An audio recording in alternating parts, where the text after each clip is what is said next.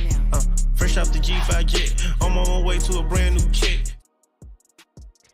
Welcome back. eSIM Studios Podcast live stream episode number 204 on this Friday afternoon / evening. Hope everybody's had a good week. Still messing with my lighting here. Not optimal lighting, but so busy today, didn't really have time to adjust it. But those of you that are listening on my podcast, audio only podcast, could care less. But if you are watching this, you can also catch this on any podcast platform, wherever you get your podcasts, whether it's Apple Podcasts, Pocket Casts app, YouTube Music, Amazon Music, iHeartRadio app. We're on all of them. Samsung podcasts. Simply search eSIM Studios. You can take us along for the ride, whether you're on a road trip or you're running errands around the town.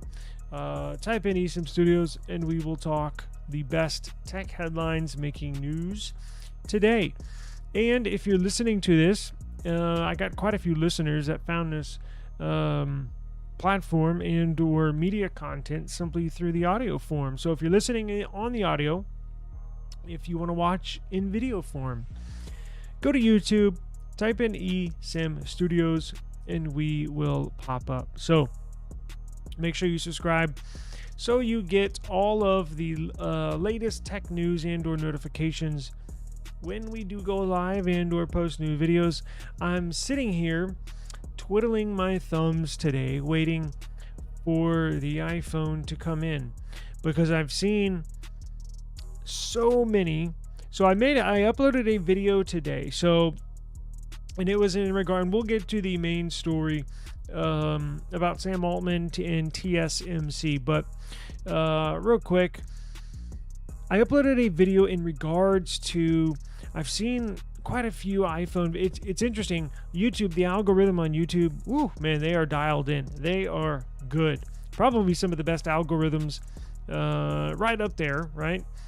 As far as if you search cats, funny cat videos, or you search different types of monkeys, right? Or you search different fun houses, bounce houses. If you just search that one time, you'll get your timeline, your feed will get flooded with whatever the search term you type in. And if I made that mistake one time, and for the next few days, my feed was flooded with that content. Now, I never searched again or clicked on another video, and it slowly goes away about after a week. But since I'm interested in the iPhone and what some people are saying, my feed has been flooded with iPhone videos, right? So there's one thing. I'm sitting here twiddling my thumbs, waiting for the iPhone to get in, because I want to test. We're going to test lots of things, right? So I have a bunch of cases down here that these case manufacturers have sent me, waiting to do case reviews.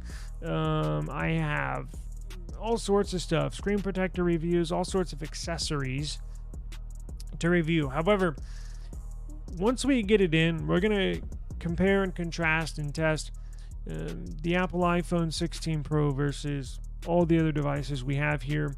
But there's one specific feature I cannot wait to test. Cannot wait to test it and show you what I believe the Pixel beats out this new iPhone feature. So what feature am I talking about? It's the audio enhanced, well, I guess that's what Pixel calls it. But so when you're shooting video, iPhone has this new feature where you can go back after you record the video, you can go back in and edit the audio. And you can put the audio in like studio mode or in frame mode, and it just filters out, focuses on your voice, and will filter out the background noise.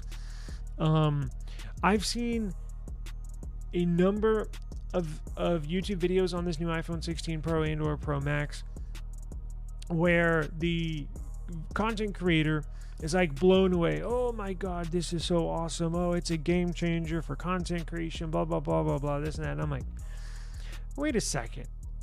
that sounds horrible. And I'm used to the Pixel, and actually this feature, the very same feature, has been on Pixel devices, I think, for the last, I want to say 2 years. I think 2 years. So 2 generations. It's already been on the Pixel. And this year, and over those 2 years, and I think this might be the third, every year it seems like it gets better and better and better. And this year is freaking phenomenal. Now you have to activate it when you go in, while you're shooting the video in a Pixel. You have to go activate voice enhance. Is it voice enhance or voice enhancement? Let's see. But I believe the voice, what is it called? Video settings, speech enhancement. It's officially called speech enhancement. So it's great for capturing clear speech in noisy locations and or situations. It reduces unwanted noises like wind, traffic, crowds, and works best with a single speaker, a single voice that it can hone in on and grab a hold of and focus on that. The iPhone one does not, I mean, I'm not going to say it doesn't sound good, but people, the few videos I watched, these people were gushing over this. And I was like, the Pixel is way better, way better. So, long story short, cannot wait to get my hands on this iPhone so we can test Pixel iPhone specifically. And again, we're going to do a bunch of testing, video samples, 4K, slow-mo, still photo, portrait, all sorts of stuff. But I want to because in these videos, nobody mentions anything about any other phone, right? It may be by design, I don't know, but they all just gush over it. Oh my God, this is a game changer. I'm like, hello, this has been on Pixel for the last few years, and it's way better anyways. So I can't wait to test that feature out. In the front selfie camera on this Pixel 9 Pro XL, I believe, now again, I don't know, like I think I know for the voice enhancement, I think the Pixel front selfie camera will be better quality still photos and video compared to the iPhone. Google really, that's been one thing that Pixel fans have always wanted in the past. The still photo quality, right, when you take a still photo, has always been phenomenal, top notch. However, the video is one aspect that many Pixel fans wanted them to improve upon. I believe they did do that this year. Is it good enough to beat Apple's video quality? Possibly, but we'll have to wait and see. I think my delivery date is like October 12th. We got like 2 more weeks to go, so this is gonna kill me. I may have to go out and just buy one and just return the one we get in the mail, but I'll look into that. Maybe do that this week and shit, I don't know. Looking forward to that, so absolutely cannot wait. Now, if any of you that are watching right now, or maybe in future videos here in the near future, the next few days, I'm gonna need y'all's help. I have no idea. So this will be my first iPhone in years. Actually, technically, it'll be the first iPhone I've used in the last 4 years. In that iPhone that I used 4 years ago, it was a work phone. So it was my employer at that time issued that work iPhone, and it was an iPhone 8 Plus. So we're not talking about iPhone X or XR. It was an 8 Plus. So it's been a long time. I think it was on like iOS 13 or 14. So, and then before that, the last iPhone I had was a 3GS. Yes, a 3GS. So probably 10 years before that. So 8-10 years before that. So I'm going to need your help on file transfer. I have no idea. Hooking an iPhone up to a Windows computer or a Chromebook. How do you get the files off of there? Now, I know I can download the files to a external hard drive, right? Which I might have to do, and then upload them from the external hard drive onto a laptop into a Chromebook. Or I know I can upload the videos and pictures from the iPhone to a cloud storage like Google Drive, right? And then on whatever device, whatever other device I'm using, I can sign into Google. Is it Google Photos or Google Drive? And pull that photo, download that photo to any other device. But is there any other file sharing app that I need to check out, or I need to download or use? Because I don't have a MacBook, I don't have an iPad. I'm just willy-nilly out here with it'll be just an iPhone and that's it. Don't plan on getting a Mac, don't plan on getting an iPad, but I don't know. I guess I'll have to do the external storage or the Google Drive cloud storage. But if y'all have any suggestions, please let me know. Thank you for joining us today, everybody. Thank you very much. 5C, I remember that. Remember that blue one? That's the 5. Whenever I think of 5C, that sky blue always stands out in my mind. Yeah, I don't know how much I'm going to use this. I'm kind of interested because I don't know how much I'm going to use mine either. Now, obviously, I'm going to use it for testing, recording, and that stuff for the channel. But like when I'm not recording, when I'm not testing, am I going to pick it up? I mean, I'm sure I am, right? Test it out, because I'm going to need to use it to inform what I like and what I don't like about it. But we'll see, right? I know Android like the back of my hand, especially Android 15. I cannot wait for that to come out. All right, let's get into... I wanted to cover something real quick that I thought was... I read this story and literally laughed out loud.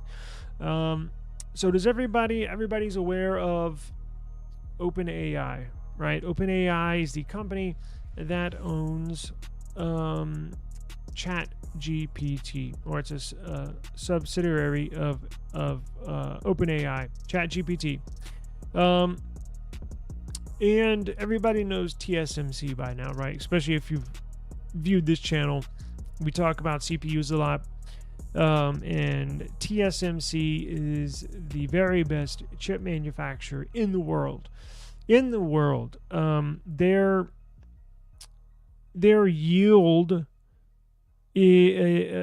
is meaning like the percentage of on these manufacturing lines is almost 80%, meaning 80% of stuff that come off of the manufacturing line, 80% of them get used. 20% goes in the trash. Samsung, which describes some of their troubles, is literally opposite. They have like a 20% yield, and they're struggling in manufacturing. So TSMC has a patented manufacturing process that's second to none. Apple uses TSMC to manufacture their CPUs. Google's going to use them to manufacture their CPUs. MediaTek partners with them, right, to manufacture their chips. And the list goes on. There's a handful of them. Samsung obviously does not, because they manufacture their own CPUs, but had some struggles in the past. But anyways, we're not talking about Samsung. So Sam Altman, we've discussed him a handful of times here in the past. One of the founders and still owners of OpenAI. Little known fact, maybe you did know, Elon Musk was actually was a partner in creating OpenAI. He just sold his share of his I think it was like 20%, before it got real pop, like a year before ChatGPT took off, right? I think it was a year, 2 ago, where ChatGPT just took off. So Elon Musk sold his 20% or whatever it was, 15%, before it really started taking off, right? But Sam Altman, one of the original founders of ChatGPT and OpenAI, has been in the news a lot lately, right? He's been in the news a lot. Younger guy, I think he's mid-30s, something like that. I'm just a couple years older than he is. But kind of had a roller coaster ride with OpenAI and ChatGPT. So last year, I think it was early this year, I actually got fired. So the board of directors fired him. And I a big shakeup happened, right? A lot of the board members left and or got replaced, and the new board members begged for him to come back. So he's back, right? Sam Altman's back with OpenAI and ChatGPT. Now, they are struggling.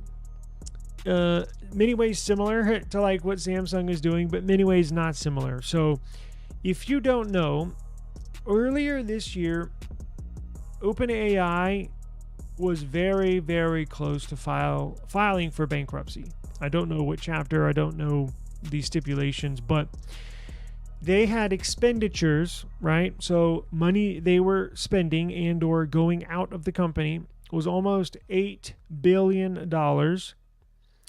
And I think it was like $7.6 billion was going out, whether it's bills, whether it's insurance for employees, whether it's pay, whether it's rent, right, for their offices. So $7.6 billion leaving.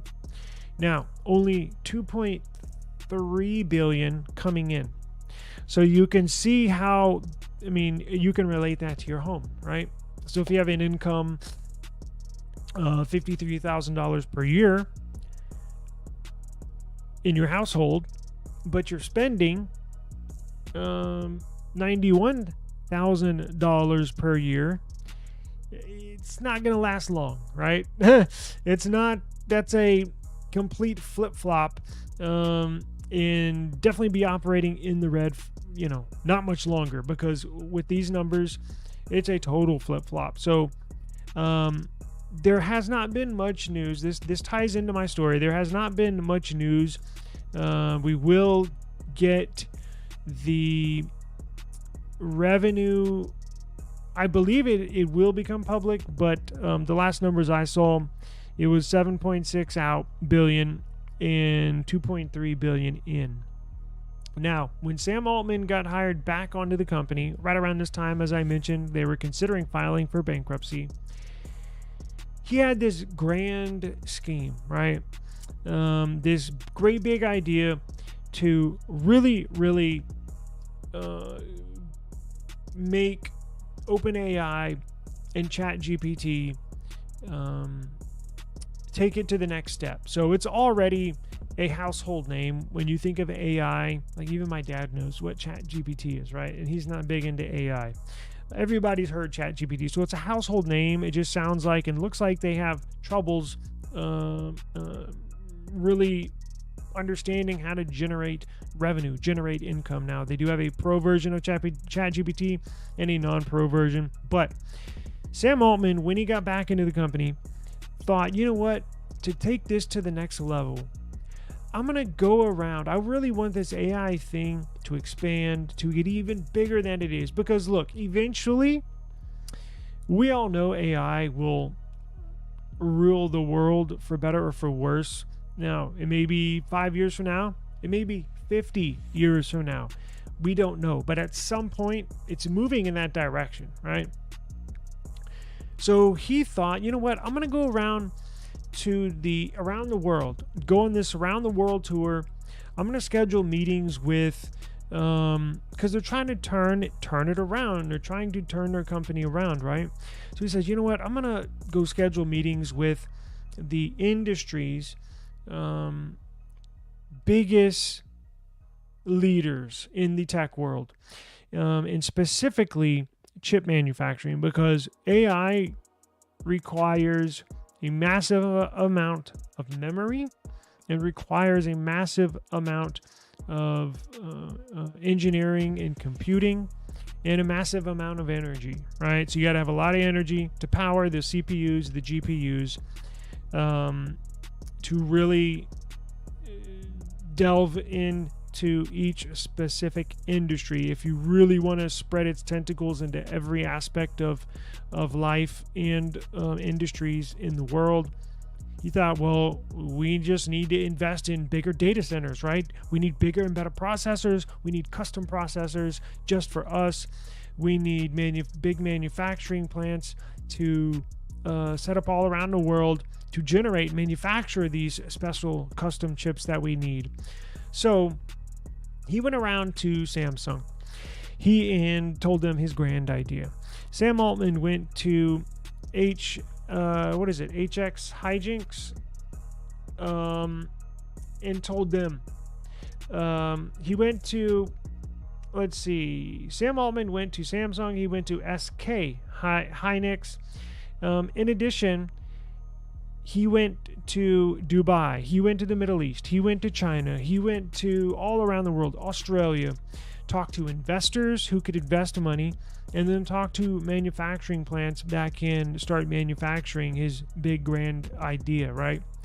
So let me share this screen here to show you what I'm talking about. So his final visit was to TSMC, and I apologize for the long intro. I'm just trying to lay it out there for everybody that is unaware of the background of these certain entities that we're talking about. So his final trip was to visit TSMC, right? Save the best for last. And it did not go quite as planned or as he would expect, right? So here we have a new report, a new story, right? Can y'all see that? Good. So here we have a new story of Sam Altman. So ultimately, TSMC, look, I don't know if they laughed him out of the meeting, but they sure were making light of the meeting and his grand idea after he left, because TSMC rejects, quote unquote, podcasting bro Sam Altman.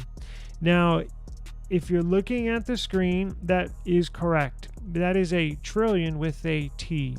So part of Sam Altman's plan to get OpenAI and ChatGPT to really take the next step in creating an AI for everyone involves over 30 manufacturing plants all around the world. 30 manufacturing plants, and these are billion-dollar manufacturing plants, and $7 trillion. That's right, with a T. $7 trillion and over 30 manufacturing plants. That's this plan. He wanted investors to join in. He needs manufacturing plants to join in, and basically everybody told him no. So he's a young venture capitalist, right? Silicon Valley.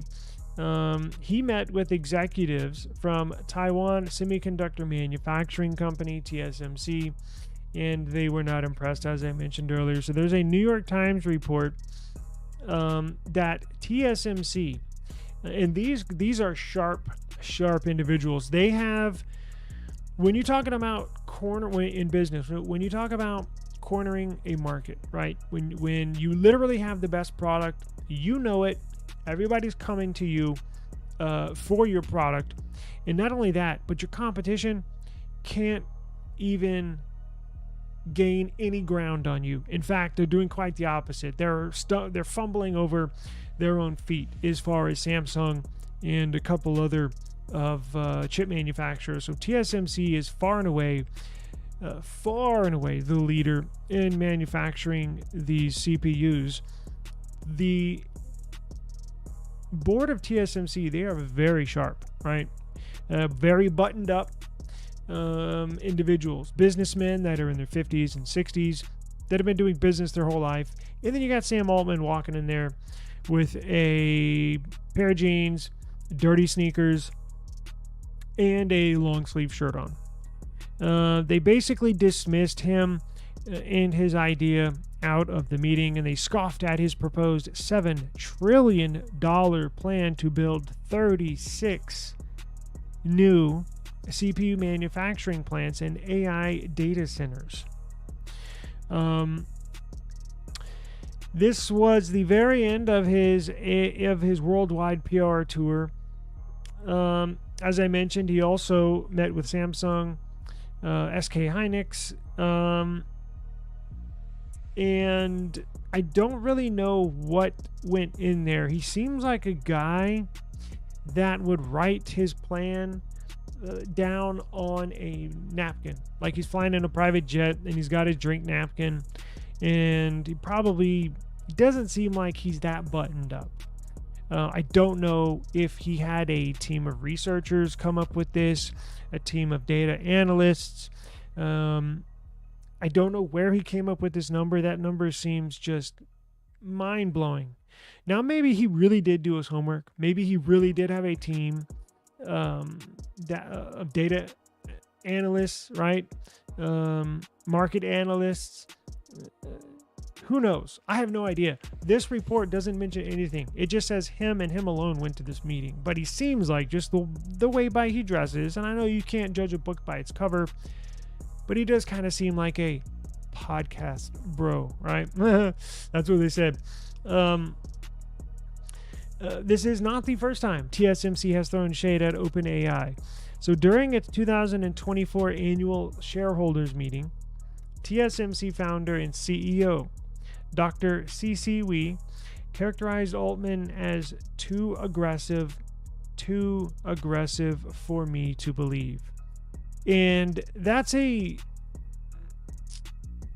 odd statement, because if you've ever seen an interview with Sam Altman, he's very reserved, soft-spoken. Like the way I'm talking to you right now is the way I talk in my house. It's the way I talk on the streets, in the stores, right, on YouTube, whatever.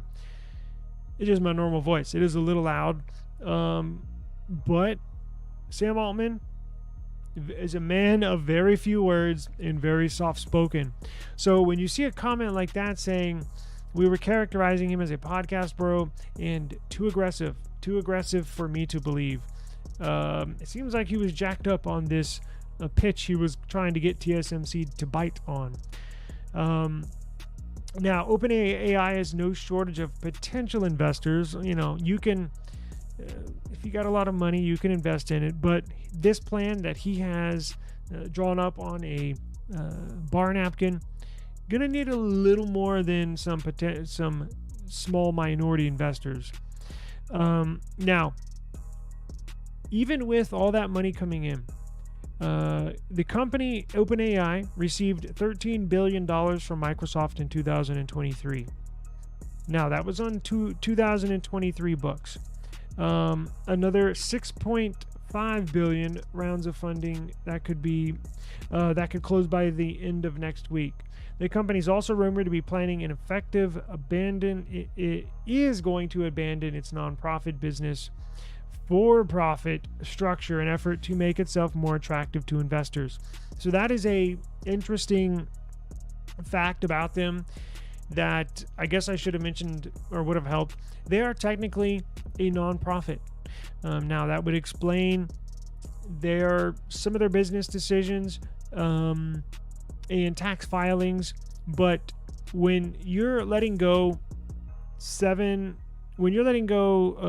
it says here, OpenAI started $4 billion. Okay, my number's a little off, but here are the facts. OpenAI has a $4 billion annual income, and the company is losing nearly double that, $7 billion every year. So, as I mentioned earlier, when you have that much going out, almost double going out what's coming in, you gotta change something, right? Because what you're doing is just simply not working. So you can see he's trying to do something about it. I applaud him for at least having a plan and flying around the world, meeting with people. Hey, trying to make stuff happen. I get that. I do that, right? Trying to make stuff happen. Let's go. But even me, who's not relatively, my knowledge is not that in depth when it comes to AI, when it comes to CPUs. I just know general basic stuff, right? I mean, if I have a conversation with Sam Altman, I believe I could, hold a conversation. But when you get into the technical details of it, that's when they start to go off in their specialist ways. But got to do something, got to change something. If they're that much upside down, you got to do something. And I think that's what they're doing. So they're changing for profit. He's going around to all these major companies to try and get them to pitch in for $7 trillion, to build over 36 manufacturing plants. No, I could tell you that was going to be a big fat no if I would got the chance to let him know that before he went off on his little world tour here. And just recently, as of this week, people are quitting. Their board members are quitting. Check this out. So it looks like they're going through a lot of troubling times. Who knows? Maybe they said, look, Sam, if you can't get funding, if we can't kickstart this new wave that we're on, we're leaving, because this is going to fold and fold quick. Yep, might be a reality, because look at this. OpenAI, when was this posted? September 26th. So this was yesterday morning, right? OpenAI execs mass quit the company. OpenAI execs mass quit as company removes control from nonprofit board and hands it to Sam Altman. It's a massive shakeup. So you can see how when you're a nonprofit, look, especially when you're doing billions of dollars in revenue, there's $1 billion business. There's a lot of like loopholes, tax implications, that when you go from nonprofit to profit, it's a whole nother ball game. And when you have a massive amount of not just regular workers, like developers or people that work on the website or customer service or people on payroll, not talking about those people. When you have a massive amount of people in the board, higher level executives quitting, and we're not talking one or two, we're talking a major chunk of your upper level executives, not a good sign. That means that they are talking behind the scenes, discussing. Remember, he got fired last year, so there's not much confidence in him, I don't believe. And look, I don't know him. I never met him. I've only seen a couple of interviews, so what do I know about him? I have no idea. I'm just saying, when you're looking from the outside in a situation like this, it doesn't look good. So maybe I'm wrong. Maybe I'm completely wrong. But from what I've seen in the past, with all my 40 years of life, when there's smoke, there's fire, right? So who knows? Maybe they're the ones that are crazy, and maybe he's the sane one. We have no idea. You know what? Probably we will never know. But they are losing executives left and right. It's looking into restructuring its core business and wrestle control away from its non-profit structure. Restructuring could turn the already for-profit company into a more traditional startup and give CEO Sam Altman even more control, including equity worth billions. Yes. Reuters points out the move will likely make the company more attractive to investors who have already poured many billions into it. And these many investors have poured billions and billions and billions of dollars in, and now billions and billions and billions of dollars go out the window. Not a good operation, it looks like. OpenAI executives are seemingly far less impressed with the plans. Wednesday afternoon, this Wednesday, 2 days ago, OpenAI's Chief Technology Officer, Vice President of Research, and Chief Research Officer all announced they would be leaving the company, suggesting major turmoil inside the company. According to Reuters, details regarding the restructuring are still being finalized behind the scenes, but there's no official timeline until the restructuring actually takes effect. Meaning, we don't know who he's going to appoint for the CFO, for the CTO, or the vice president. Nobody knows, right? It's basically up to him. And having a board of directors is good because it's like a jury. Now, can you be swayed one way or the other on important decisions? Sure. Can you take little bribe money here and there to sway your decisions? Sure. But at least you don't just have one person up there that kind of goes left, goes crazy, and wants to do all these crazy things, and he thinks he knows everything because he's so successful. That's what got him here to this point. and then they just kind of lose it, make a bunch of bad decisions, and then down the company goes. At least having a board is good because they can kind of strategically maneuver with whatever the business decision is at hand, right? Again, there's no official timeline until the restructuring comes into effect, but it's yet another instance that highlights the ongoing power struggle at that top of OpenAI and their executive board. And as I mentioned earlier, they fired Altman once already, and they hired him 5 days later. If that doesn't sound like a hot mess, I don't know what is. All right, guys, let me get out of here. I'm running late. It is getting late. And I was going to come on earlier, just didn't have enough time. So I do appreciate you joining me today. Thank you. This is the eSIM Studios podcast, episode number 204. I will see you tomorrow.